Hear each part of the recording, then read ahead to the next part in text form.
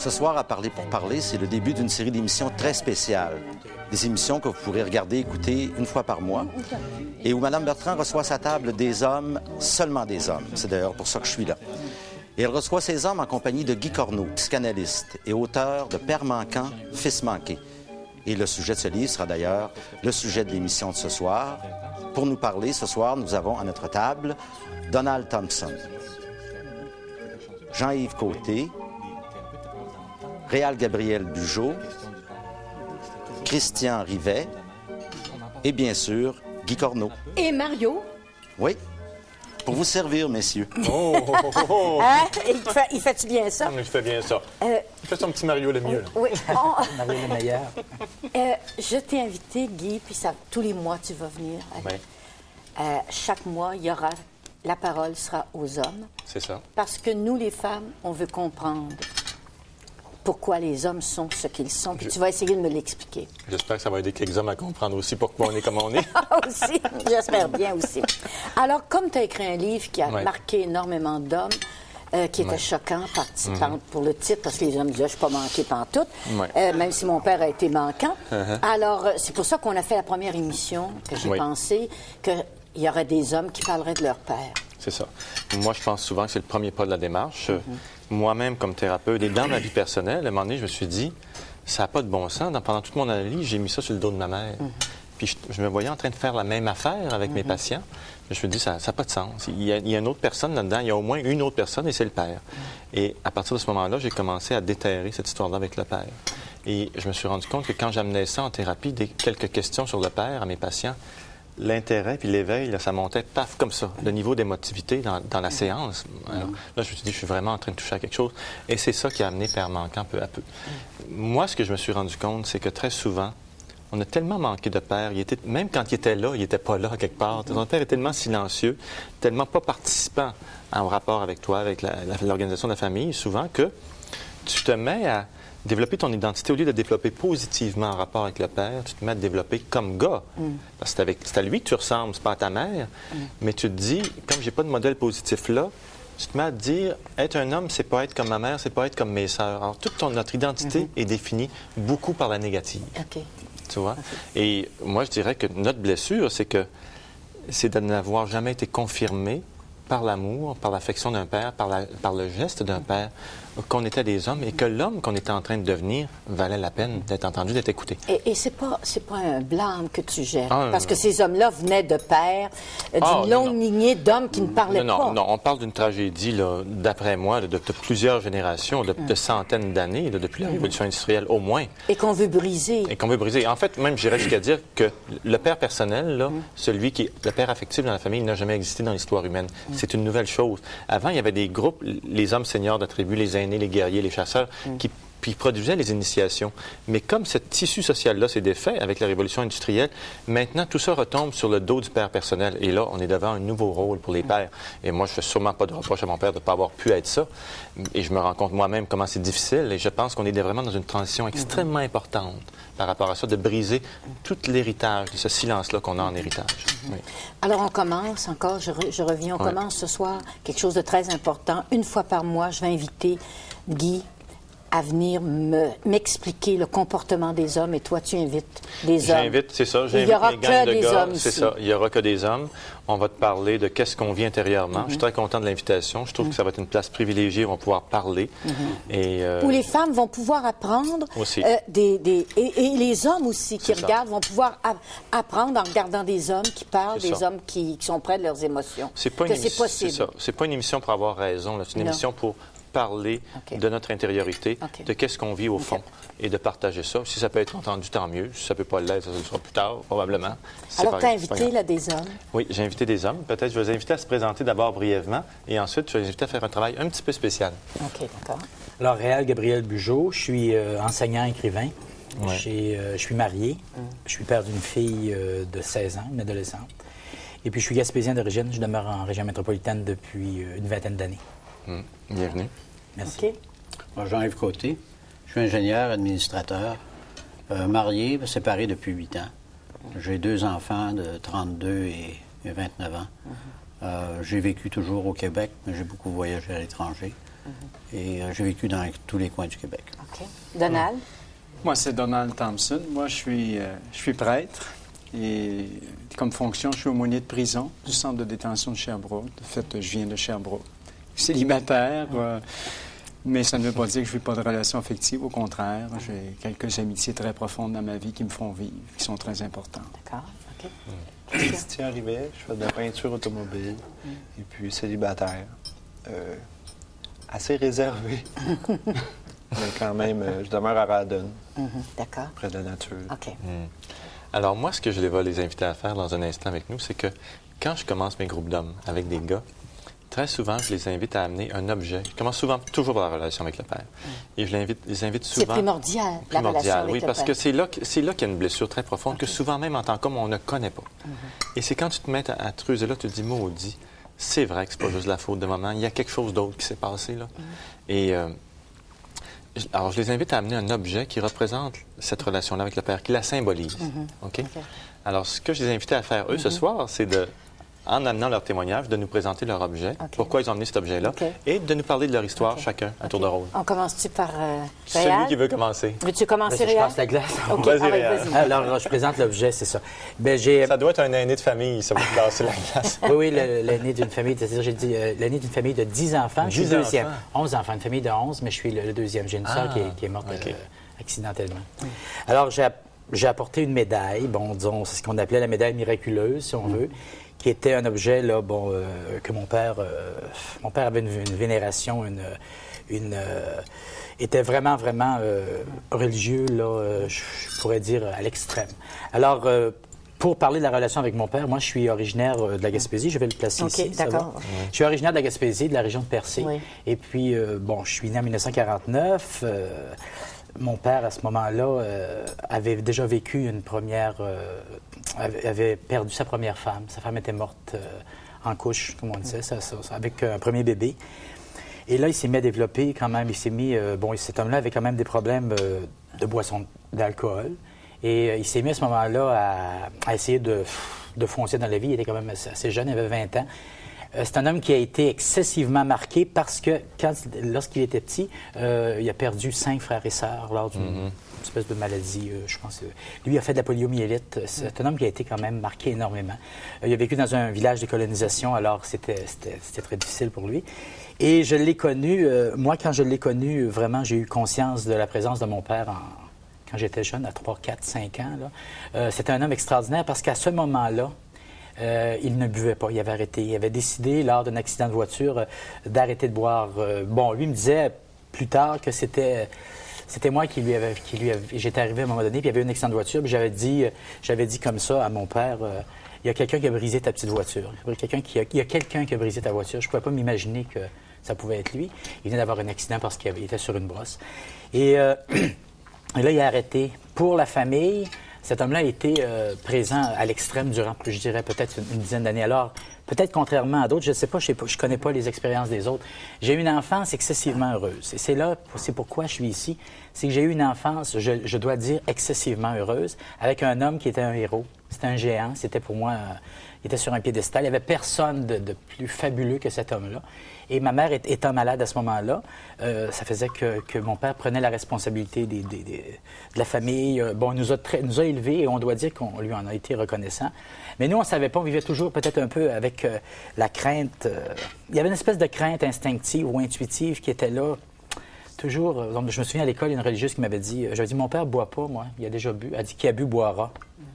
Ça m'avait marqué à l'extrême. J'étais en 6e année, puis je disais, ben voyons, c'est pas possible. Mais on vivait toujours un peu avec une crainte, une frayeur quand même. Et je suis allé au séminaire de Gaspé. J'avais 12 ans, j'étais pensionnaire. Et à un moment donné, mon père a fait de la tuberculose. Il s'est retrouvé sur l'anatorium de Gaspé. Et là, ma mère a pris en charge tout ce qui se passait dans la famille. Mon père était endetté à ce moment-là. On ne savait pas, on ne le voyait pas, mais il y avait des dettes. Il vivait énormément. Bon, c'était très, très dur dans ce village-là. Puis, il faisait peut-être 2, 3... il travaillait, il faisait la malle rurale. Bon, il faisait le transport des bidons de crème le matin, le transport des colliers. Il travaillait presque jour et nuit. Il s'est retrouvé malade.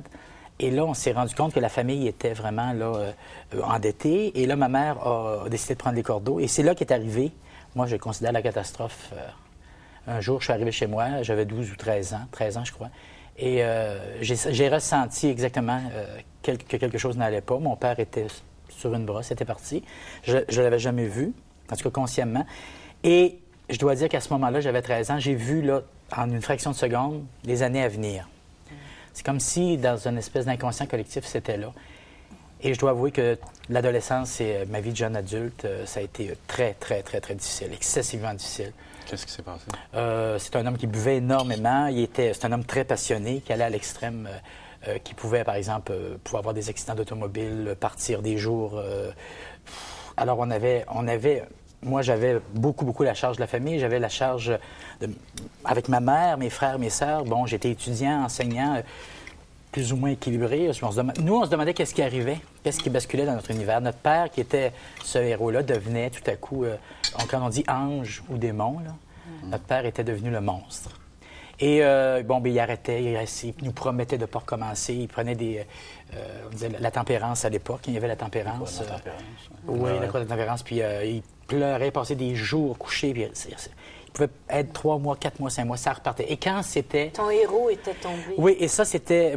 Pour moi, là, c'était... C'était affreux. Je pouvais pas... Pour nous, c'était une honte. On ne voulait pas que personne ne voie comme ça. C'était impossible que notre père soit comme ça. Et ce que j'appelle, moi, peut-être, je ne sais pas si c'est juste de bon terme, de la dénégation, j'ai joué un rôle. Je me suis mis à jouer un rôle. Mes frères aussi, mes sœurs, mais enfin, si on parle, mes frères. Et plus particulièrement, je sentais que j'avais cette responsabilité-là avec ma mère, puis qu'il y avait quand même une famille de 11 enfants. Il est né là-dessus d'autres enfants. J'ai une sœur maintenant qui est née, là, puis un petit frère aussi. Et puis à ce moment-là, ça a été, là, on a tout perdu. On a quitté la Gaspésie, on s'est emmené en ville. C'est vrai qu'on vivait dans un village colonisation, il y avait eu toute l'opération fermeture de village. À l'époque, on était dans un village, le village n'a pas fermé, heureusement, mais quand même. On s'est retrouvé en ville avec... mon père croyait qu'en arrivant en ville ou en déménageant en ville, ça serait là, la porte de sortie. Nous, on pensait que d'une façon magique, ça serait réglé, que ça serait peut-être... Et puis, ça a été pire. Ça a été l'enfer ici. Vraiment, je dois considérer que Et là, ça a été... Bon, je peux le dire, c'est difficile de le dire, mais il y a eu là, à ce moment-là, c'était même violent. C'était un homme très agressif. Il n'acceptait pas du tout d'être déraciné en plus. Et tout à l'heure, je ne le dirai pas tout ça, mais tout à l'heure, je pense savoir pourquoi il faisait tout ça. Parce que moi, on s'est réconcilié avec lui. Je peux peut-être le dire tout à l'heure ou... Je peux peut-être... Dans la progression de ton histoire à toi, oui. C'est qu'à un moment donné, il y a eu... je me suis marié, mais on vivait énormément de difficultés. J'étais hanté par la famille, par mon père. Cet homme-là qui vivait avec ma mère, mes frères, mes sœurs. J'avais cette responsabilité-là. En tout cas, je la sentais. Peut-être que je la prenais peut-être trop à cœur.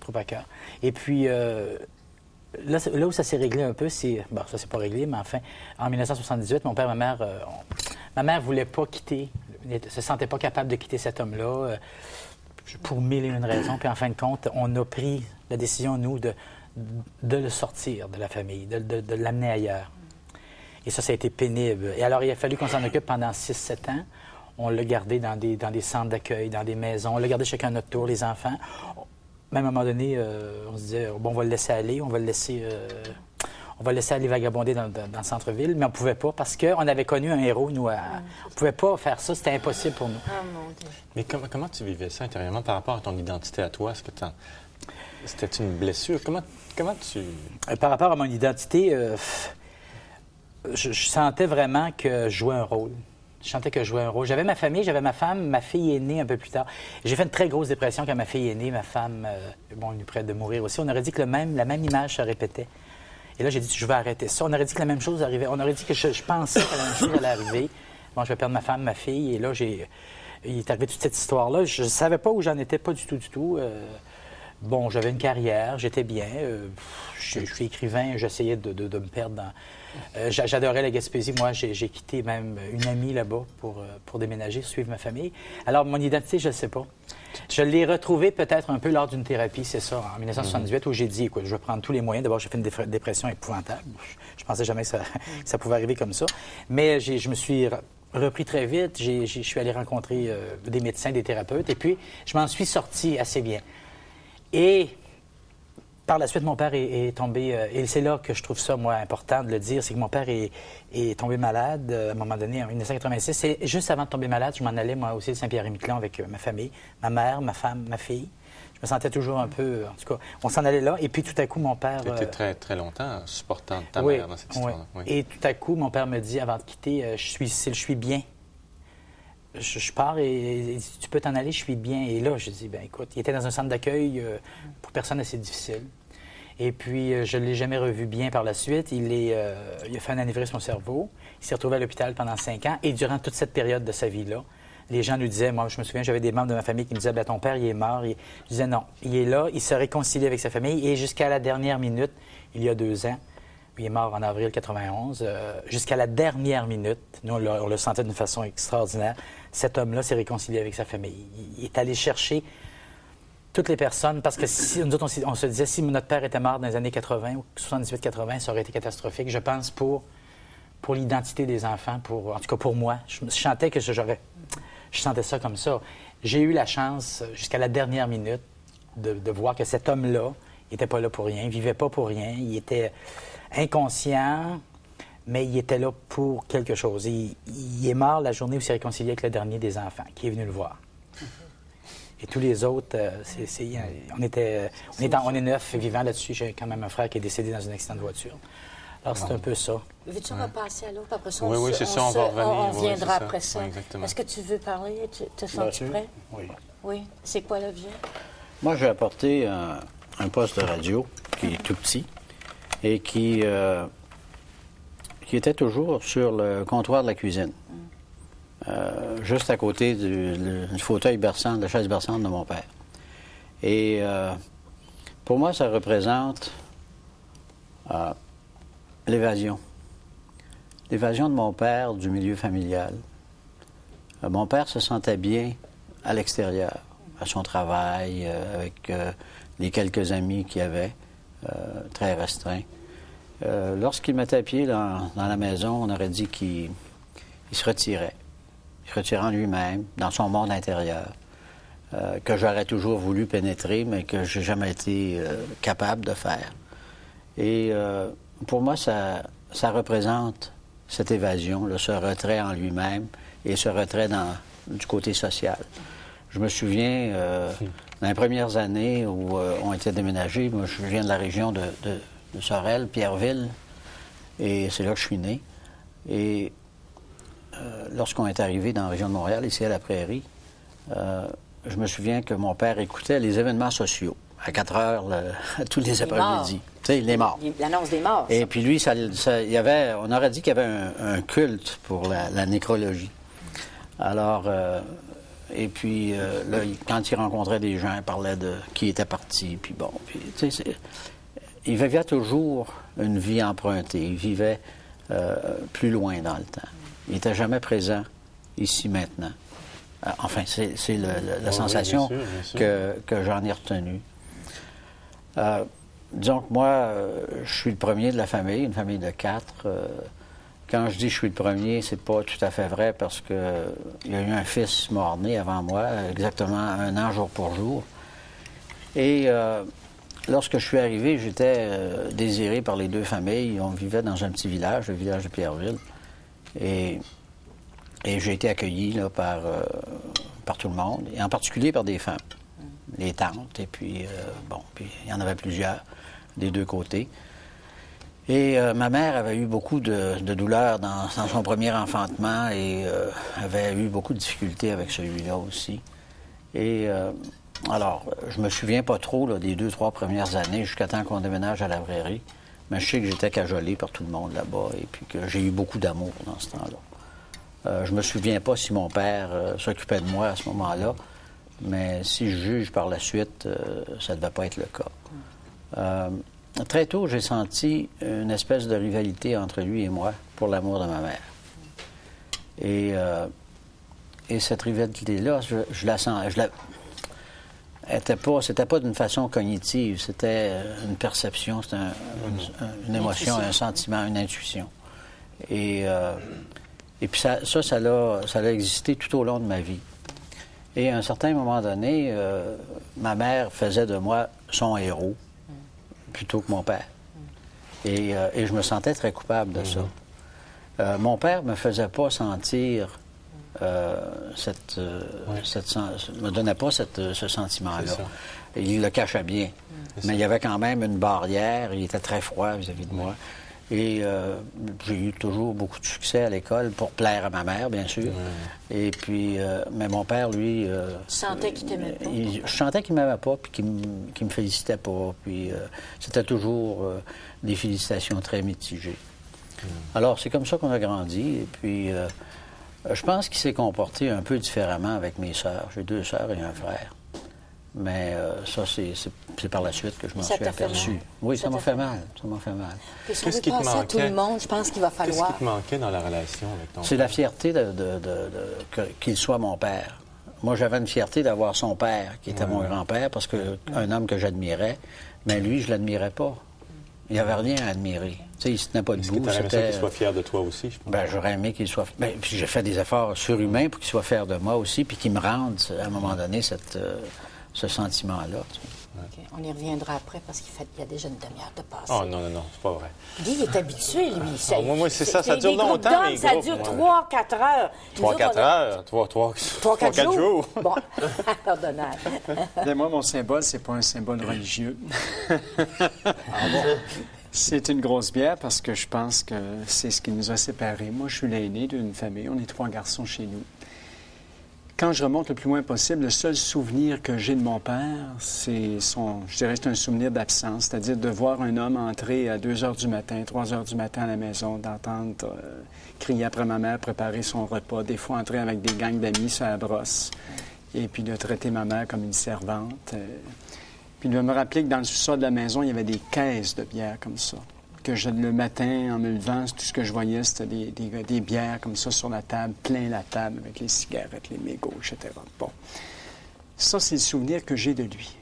Je me souviens pas, c'est rare les fois où je l'ai vu entrer après son travail à 5 heures le soir à la maison, de venir manger avec nous, de nous parler tranquillement. J'ai pas de souvenir. J'ai pas de souvenir qui m'ait dit « Donald, je t'aime.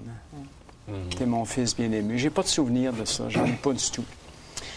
Donc, moi, j'ai grandi là-dessus. Quand je suis arrivé à l'âge de la fin du primaire, j'avais un oncle qui était prêtre, puis il avait suggéré à ma mère, il faudrait bien le faire entrer au classique, le cours classique à l'époque. Puis je me souviens que ma mère, c'était la comptable à la maison, parce que mon père dépensait à peu près ses payes. Sauf qu'il amenait toujours le nécessaire. Il travaillait chaque jour, même en s'étant couché à 4-5 heures du matin. Il allait travailler. Ça, il a toujours été fidèle à son travail.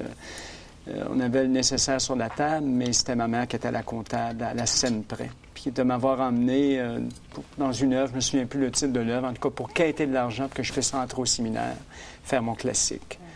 Alors que lui, il n'était pas dans le coup.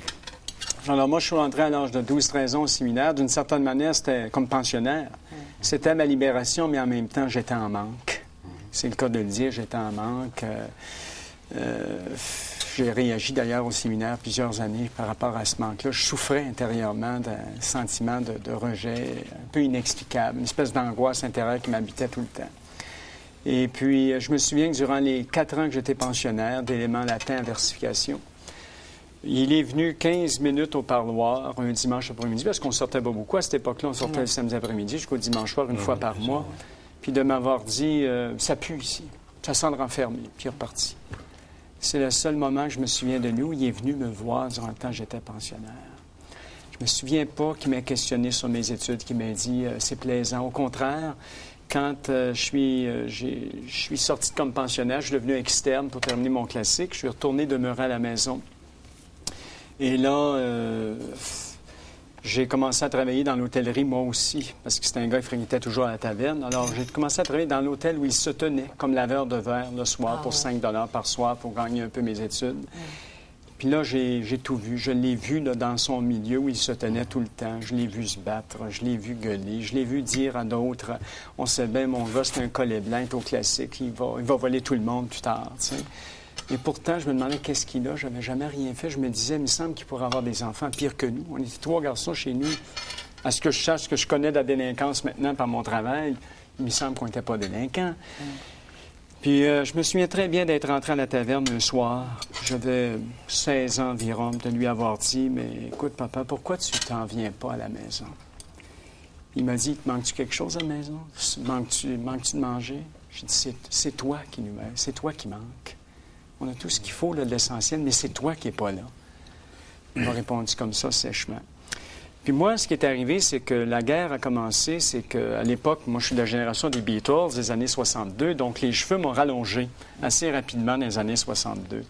Et puis là, lui, il portait une brosse, c'était un homme assez trapu, costaud, là, évidemment par la bière avec un bedon en conséquence. Et puis là, il y avait une phobie des cheveux longs, c'était épouvantable, et lui, ça a été le conflit qui a engagé avec moi sur les cheveux. Vous imaginez, moi, je suis un adolescent. Mon identité est à travers mon vêtement, à travers les cheveux à cette époque-là, etc. Donc, il m'a mis dehors, carrément. Il m'a dit, si tu ne t'arrives pas un bonsoir, les cheveux coupés en brosse, il dit, t'es dehors. Alors, j'ai pris la porte. À quel âge? J'avais 16 ans. Et puis là, évidemment, ma mère souffrait énormément là-dedans. Moi, je la voyais souffrir, puis je ne pouvais pas retourner chez moi parce que si ma mère faisait des démarches, ma mère était menacée là-dedans parce que je l'ai vu aussi maltraiter ma mère, même physiquement parlant, mais c'était une femme soumise. Elle se disait, mais quand mes enfants seront vieux, je ferai peut-être quelque chose, mais pour l'instant, il faut que je me rende jusqu'à 18 ans avec mes enfants. Et puis, moi, par concession, peut-être pour ma mère, je pense que je suis retourné à la maison. J'ai accepté de me faire couper les cheveux. Je suis retourné à la maison, mais je me sentais pas bien. Ça n'a rien changé. Il n'est pas plus revenu à la maison. L'as-tu revu? Oui, je l'ai revu. Je suis retourné à la maison. Là, on s'est rencontrés. Est-ce qu'il est mort? Non, il est encore vivant. Ce soir, il doit peut-être me regarder même. Alors, finalement, je suis retourné à la maison. Ça n'a rien changé. Le conflit a encore éclaté à nouveau. Là, j'ai dû prendre la porte. Mais moi, durant ce temps-là, j'ai essayé de libérer ma mère sous le joug de cet homme-là. Et je pense que c'est à partir de ce moment-là qu'il m'en a voulu à mort. Pour me dire, la dernière fois qu'on s'est vu, ce sera toi qui vas entrer dans ta tombe le premier, mon cher. Je tiens à te le dire. Mais moi, j'avais engagé des procédures avec des avocats pour libérer ma mère de sous le joug de cet homme-là. Et lorsque ma mère commençait à souffrir par le stress d'une maladie de cœur, puis elle est entrée à l'hôpital, la journée qu'elle est entrée à l'hôpital, il n'a même pas voulu aller la reconduire. Il lui a dit, prends un taxi. Moi, ça m'a révolté. J'ai dit, là, toi, tu vas sortir. Alors, j'ai pris les démarches pour le faire sortir. Il n'a même pas eu le droit de revoir ma mère. Alors, je pense que nous autres, le conflit, la séparation définitive, on s'est revus uniquement à la cour. Lorsque ma mère a eu à comparaître, je l'accompagnais à chaque fois pour essayer même de me battre. Il m'a battu dans une église après ça, lors d'une funéraille de mes cousines. J'ai été attaqué physiquement en sortant d'une funéraille, vous imaginez, dans une église par mon propre père. C'est mes deux frères qui ont sauté dessus pour me défaire de lui. Tellement il pouvait avoir de haine vis-à-vis de moi. Alors, finalement... moi, je dirais qu'aujourd'hui, j'en suis où on ne s'est jamais réconcilié. Ça fait combien de temps que ça s'est passé? Ça fait déjà, tu vois, j'avais 17 ans quand je suis parti. Aujourd'hui, j'ai 44 ans. Alors aujourd'hui, il est vivant, je sais où il est. Il n'a jamais voulu me revoir. Moi, je serais prêt aujourd'hui parce qu'autant j'ai pu le détester, j'ai pu avoir de la haine pour le faire mourir. Autant aujourd'hui, je n'ai plus cette rancune-là, au contraire, parce qu'il y a eu des événements dans ma vie qui font que j'ai appris à vivre avec ce manque-là, tant bien que mal. Aujourd'hui, je suis conscient cependant que quand je me sens des fois seul, la solitude viscérale que je peux sentir, il doit y avoir quelque chose qui vient de ce manque-là. Il y a des fois, il y a des moments d'angoisse qui remontent, là. Mais par contre, j'ai récupéré beaucoup de force de cette expérience-là. Souvent, on apprend par nos souffrances. Je pense qu'aujourd'hui, en travaillant dans une prison, j'aide des gens poqués par la vie. Ça doit être une force, cette expérience. Très, très mal à l'aise parce que le temps file. Ah oui. Je m'excuse. Christian qui n'a pas encore parlé. Christian, t'es jeune, toi? Oui, je suis le bébé du groupe. C'est quoi ton... J'ai 31 ans. Moi. C'est quoi ton objet? Oui, mon objet, c'est le fameux chapelet. J'ai un père qui est... La famille au complet qui est très, très religieux. Et puis, je vais le mettre ici. C'est pour... ça devient une soupape, ni plus ni moins, pour camoufler le manque de confiance en soi puis la colère qui est là en dedans de soi. Parce que moi, j'ai posé beaucoup de questions. J'ai vécu une enfance assez difficile. J'en ai encore des séquelles de souffrance. Qu'est-ce que tu veux dire difficile? Ça a été souffrant physiquement, ça a été de la violence physiquement, verbalement. Ça a été un père pas présent, un père là, toujours là, sauf que pas d'accueil, pas d'écoute. C'était l'accueil, le service, l'accueil avec les choses, avec le matériel, avec toutes ces choses-là. Je me rends compte que c'est ça. T'en as souffert beaucoup? Oui, ça... Il y a eu vraiment un manque, il y a eu vraiment un vide à ce niveau-là.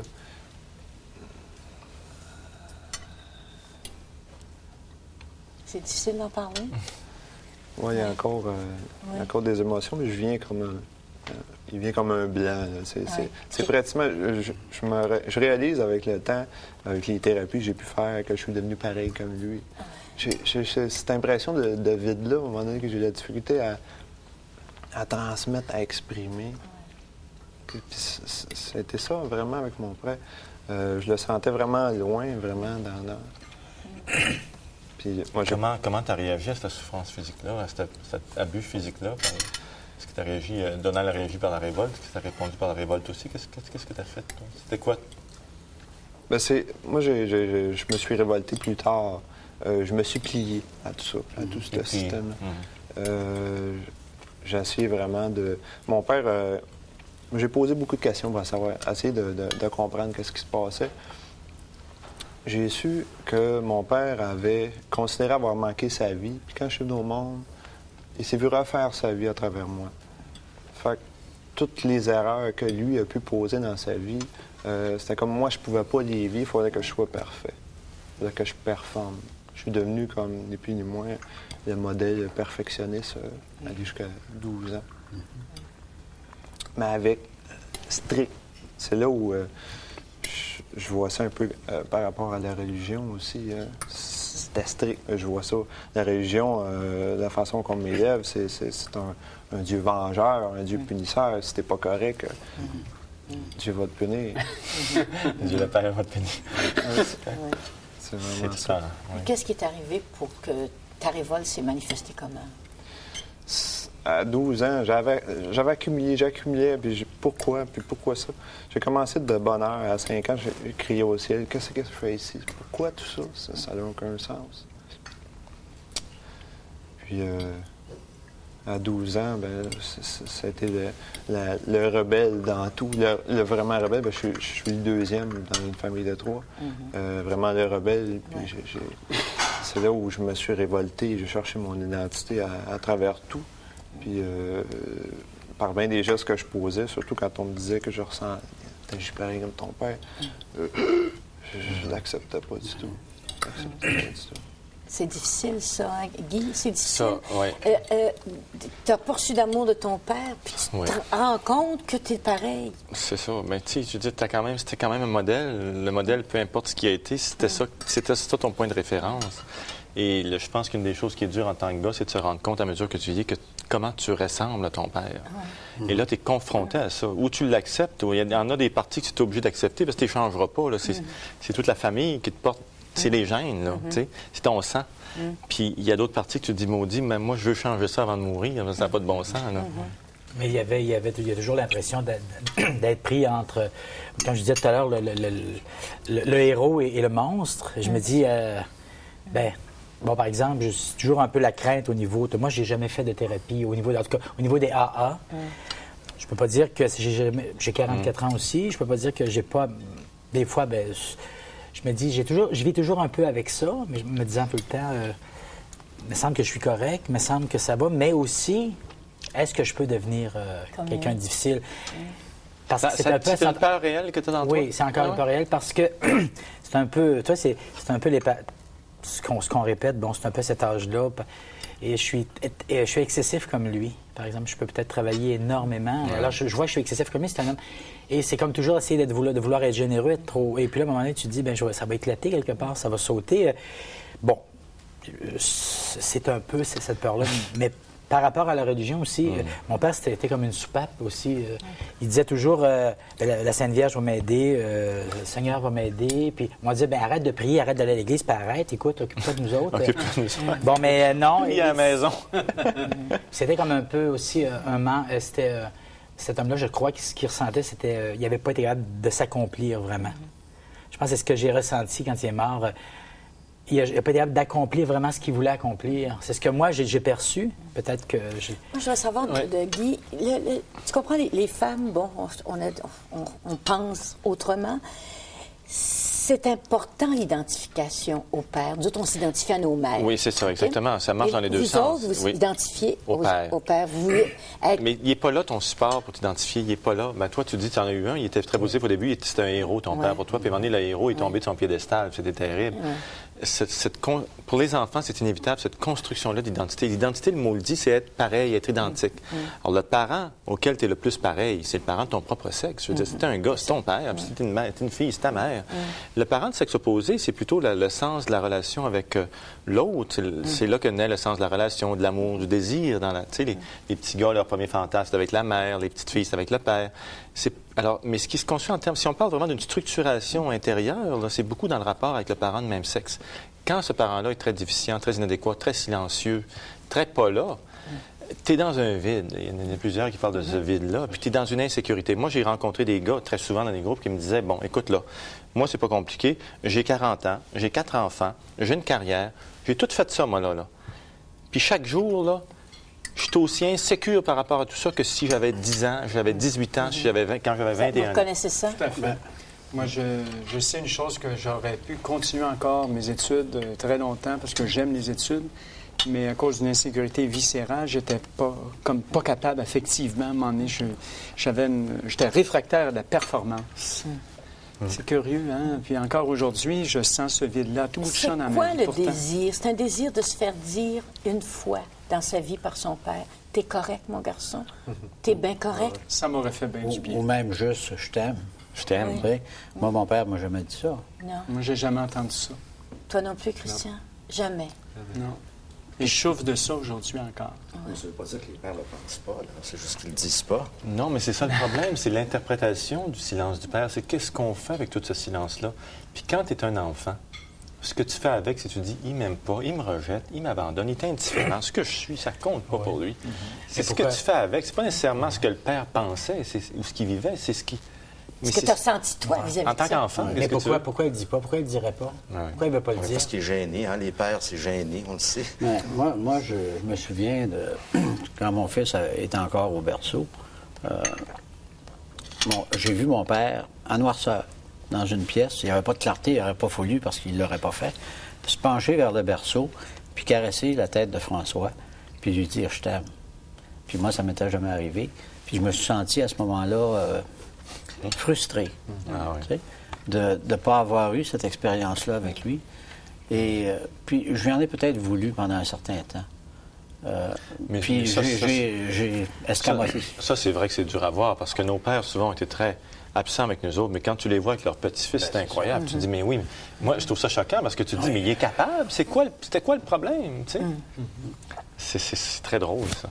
Est-ce que, je voudrais savoir, est-ce que c'est nécessaire de se réconcilier? Est-ce qu'on peut rester comme Donald, pas en maudit, mais... Bon, moi, j'ai encouragé beaucoup de gars à, si c'était possible, faire le pas vers une réconciliation. C'est-à-dire au moins d'ouvrir la porte, parce que j'ai entendu trop de gars, les larmes aux yeux dans des groupes, dire, écoutez les gars, si votre père n'est pas mort, faites quelque chose, parce que quand il meurt, le problème ne meurt pas avec. Puis ça, je pense que c'est vrai. Le problème ne meurt pas avec. Puis c'est le fun d'aller mesurer, là, c'est quoi ce fameux mur de silence-là, ce fameux tabou-là? Au fond, là, c'est quand même juste un être humain vis-à-vis d'un être humain. Hein?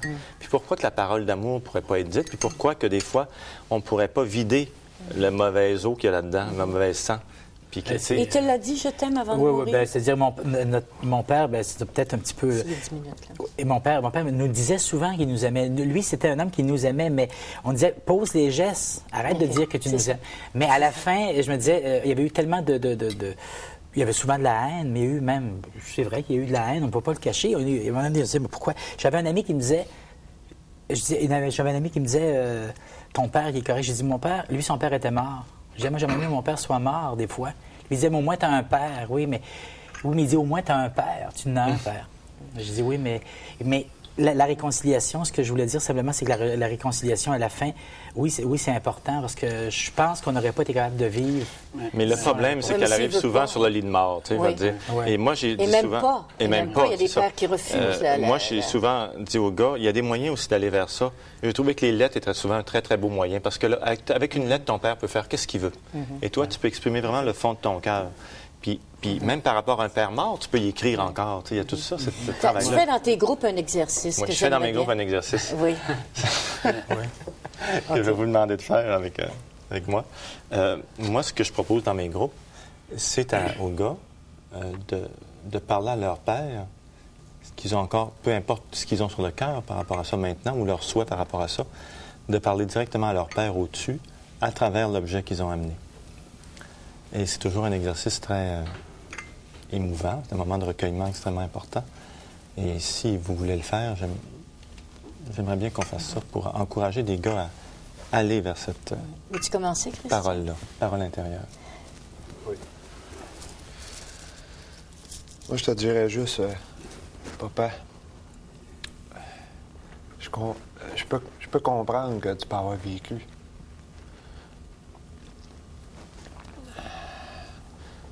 N'est-ce pas? Je peux comprendre que ce que tu sais que tu as pu me faire vivre par rapport. Je comprends aujourd'hui que tu m'as donné ce que tu connaissais. Tu m'as pas donné autre chose.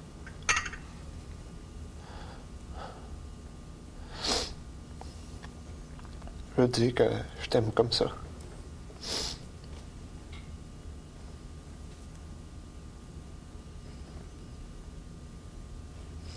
Ouais. C'est correct comme ça, qu'est-ce qui s'est passé. Je peux te dire merci parce qu'aujourd'hui, ça m'a permis de me trouver, de me connaître un petit peu plus. Puis être capable de m'exprimer un petit peu plus. De me comprendre. T'es brave. T'es brave. Qui est-ce qui va enchaîner? Merci beaucoup. Merci. Mais moi, peut-être ça va être... moi, tu dirais, papa, essaie d'être ce que tu as toujours voulu être. Si c'est possible pour toi de l'être, nous autres, on est heureux de ce qui s'est passé à la fin. On est content que ça soit terminé comme ça pour toi, mais je lui demande je te demande peut-être de réaliser ce que tu n'as jamais réalisé. Puis de le faire parce que nous, de la famille, on est en paix avec toi. Vous êtes en paix. Moi, je suis très content, papa, que finalement, on se soit rejoint, sinon dans les émotions, du moins cérébralement, parce que au foyer où tu as été confiné ces dernières années, tu ne pouvais pas t'exprimer. Tu avais un filet de voix, mais par le regard, par les yeux, tu m'as communiqué exactement les sentiments que tu avais pour moi, la fierté que tu avais pour moi et pour ce que j'avais fait. Puis moi, je dois te dire que je suis fier que tu aies continué, malgré tout ça, à nous supporter à ta façon, à nous supporter de la façon dont tu pouvais. Et puis, je suis fier de toi aujourd'hui, puis je te remercie. Et puis, j'essaie d'être plus présent avec mes enfants, de façon à ce que ce lien-là dont j'ai eu besoin puis que j'ai manqué, je puisse le leur donner. Et puis, je suis heureux de te dire aujourd'hui que j'ai vérifié avec eux avant de venir à cette émission-là, aujourd'hui. Et puis, ils m'ont assuré que le lien existait et qu'on avait une communication pleine et entière ensemble. Tu as cassé le pattern. Oui. Moi, ça me fait drôle de te dire, papa, parce qu'il me semble que je t'ai jamais dit ça. Je me souviens pas de l'avoir dit avec saveur, avec goût, mais voici l'objet qui nous a séparés. Je t'en ai voulu beaucoup à cause de cet objet-là, Père. Aujourd'hui, je pense que j'ai compris une chose, que tu étais toi-même un homme très malheureux à travers cet objet-là. Fait que finalement, tu ne pouvais pas me donner ce que tu n'avais pas. Tu avais toi-même tes propres manques, probablement.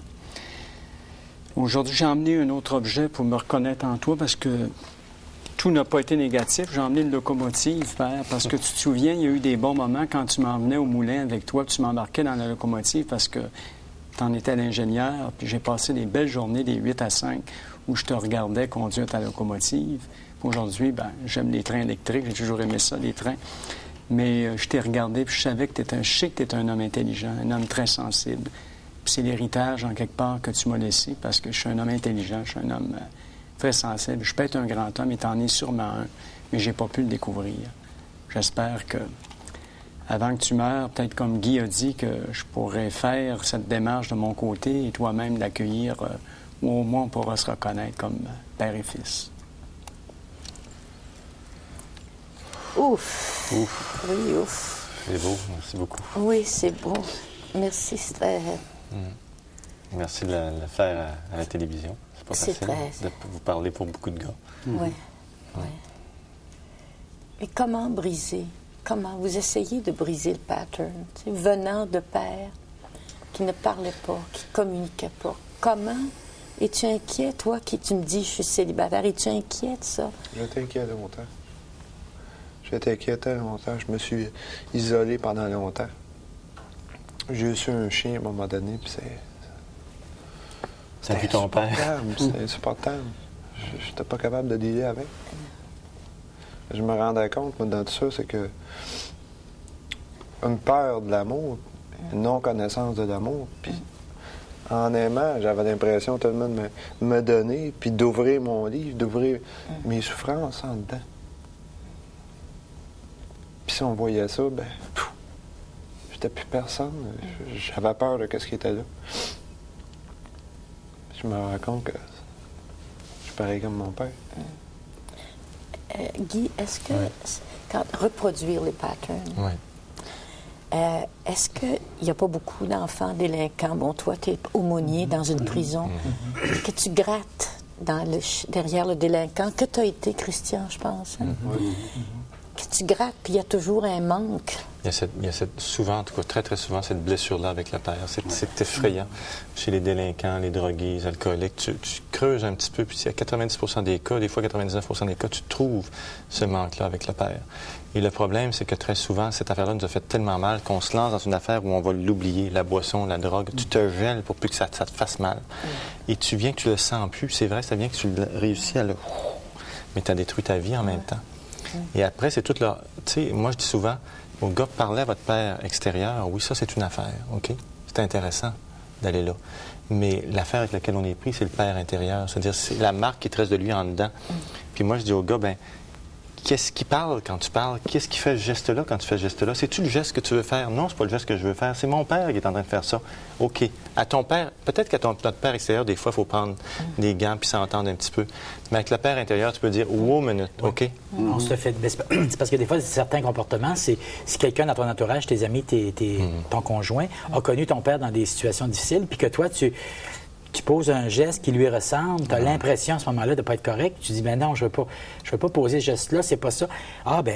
Parce que ça arrive, écoute, c'est inévitable qu'on pose des gestes, puis c'est tellement le même geste, puis on dit, non, c'est épouvantable, je ne veux pas poser ce geste-là, mais c'est ça, et là, c'est un peu la peur de répéter ce pattern-là et d'en revenir à, non, je ne veux pas être ça.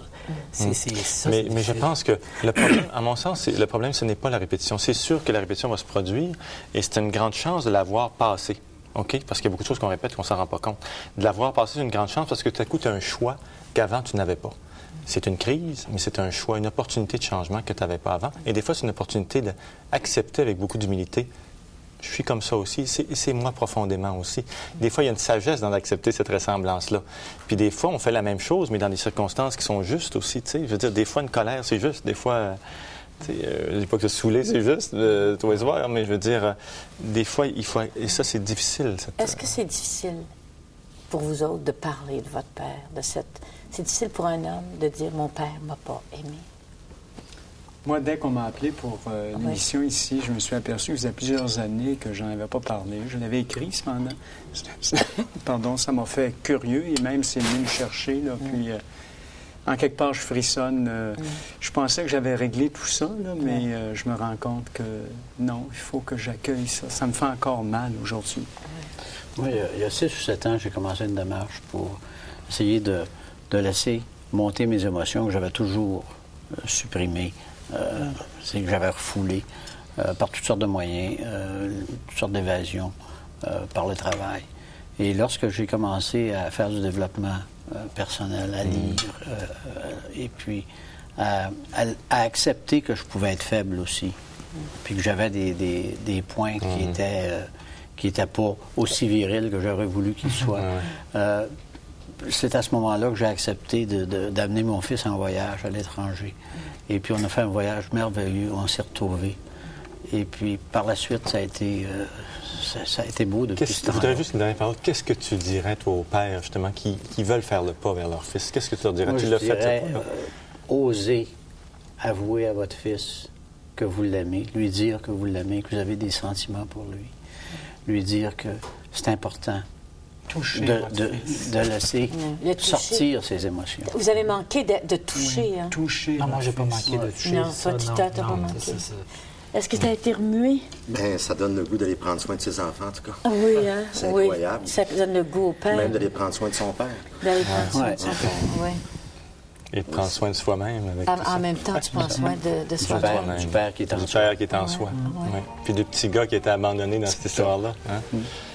Alors, ça a été merveilleux. Je vous remercie d'être venu. Je pense que ça va remuer beaucoup d'hommes. Merci. Moi, je vous remercie Merci beaucoup encore. aussi. Je suis bien content.